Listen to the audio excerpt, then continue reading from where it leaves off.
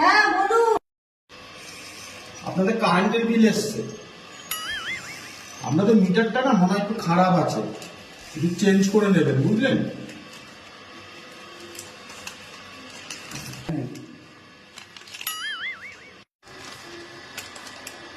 হ্যাঁ মিটারটা আমার খারাপই আছে, না হলে 30 টাকা আমার বিল চলে আসলো। আমিও তো প্রথমে এসে তাই বললাম, আপনারা একটু চেঞ্জ করে নেবেন মিটারটা, ঠিক আছে?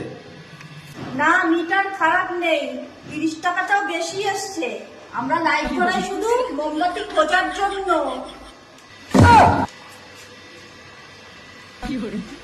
মোবাইল চার্জ ফার্জও দেন না নাকি আপনারা? উফ।